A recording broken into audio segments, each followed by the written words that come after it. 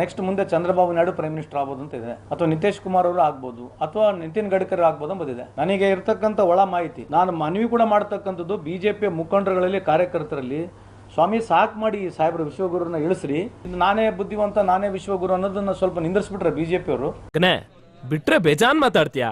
ಎದಳಲೇ ಒಂದು ಈಗ ಸಂತೋಷ್ ಲಾಡ್ ಹೇಳ್ತಿದ್ರು ಪ್ರೈಮ್ ಮಿನಿಸ್ಟರ್ ಚೇಂಜ್ ಮಾಡ್ತಾರೆ.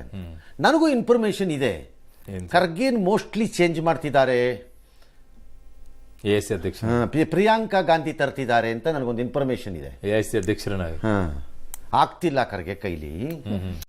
ಅಣ್ಣ ನನ್ನ ಕೈಲಿ ಆಯ್ತಾ ಇಲ್ಲ, ಅಯ್ಯೋ ಅಂದ್ರೆ ಎಲ್ಲ ತರದಲ್ಲೂ ಆಗ್ತಿಲ್ಲ ಅವ್ರ ಕೈಲಿ. ಅವ್ರ ಮಾತನ್ನ ಯಾರು ಕೇಳಲ್ಲ, ಎಲ್ಲದಕ್ಕೂ ವಾಪಸ್ ಫ್ಯಾಮಿಲಿ ಹತ್ರಕ್ಕೆ ಬರ್ತಿದೆ ಎಲ್ಲಾನು.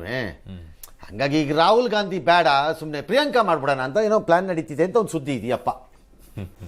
ಇದು ಬಲ್ಲ ಮೂಲಗಳ ಮಾಹಿತಿ. ನನಗೆ ಮಾಹಿತಿ ಇದೆ ರೀ, ಸಂತೋಷ್ ಲಾಡ್ಗೆ ಹೆಂಗ್ ಮಾಹಿತಿ ಇದೆಯೋ ನನಗೂ ಮಾಹಿತಿ ಇದೆಯಪ್ಪ. ನಾನ್ ನಂಬಲ್ಲ. ಏನ್ ಮಾಡೋಣ ಅದಕ್ಕೆ? ಖರ್ಗೆಗೆ ಡಬಲ್ ಮೋಕ್ಷ ಇದು.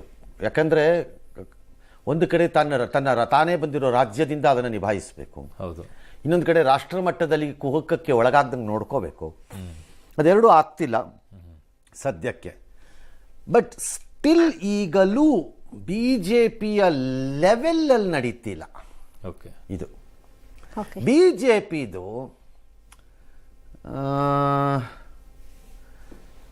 ಯಾವ ನಿಯಂತ್ರಣಕ್ಕೂ ಸಿಕ್ಕದ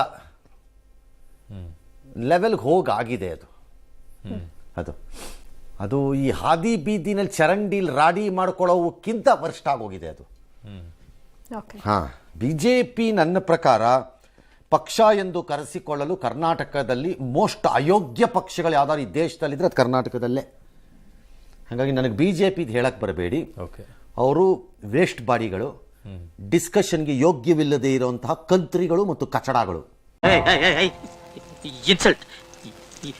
ಇನ್ಸಲ್ಟ್ ಮಾಡ್ತಾ ಇದೀಯ ನೀನು. ಇವರು ಕಚಡಗಳೇ ಇರ್ಬೋದು, ಡಿಗ್ರಿ ಸ್ವಲ್ಪ ಬೆಟ್ರಿ ಅವರು. ಅವ್ರಿಗೆ ಕಾಂಪಿಟೇಷನ್ ಸಾಧ್ಯ ಇಲ್ವಾ ಸರ್? ಅಷ್ಟು ಡಿ ಕೆ ಶೇಷನ್ ಯಾರು ಮಾಡಬೇಕು? ಯಾರು ಜಿ ಸಿ ಚಂದ್ರಶೇಖರ್ ಅಂತ ಯಾರು ಮಾಡಬೇಕು? ಯಾರೋ ಒಬ್ಬರನ್ನ ಮಾಡ್ಕೊಳ್ಳಿ, ಯಾರು ಬೇಡ ಅಂದವ್ರು ನಿಮ್ಮನ್ನು. ಸಿದ್ದರಾಮಯ್ಯನೇ ಇರಬೇಕಾ? ಇರಲಿ ಬಿಡಿ. ಇಲ್ಲ ಜಿ ಕೆನೇ ಮಾಡಬೇಕಾ? ಇರಲಿ ಬಿಡಿ. ಯಾರೋ ಒಬ್ರನ್ನ ಮಾಡ್ಕೋಬೇಕು ಅಷ್ಟೇ.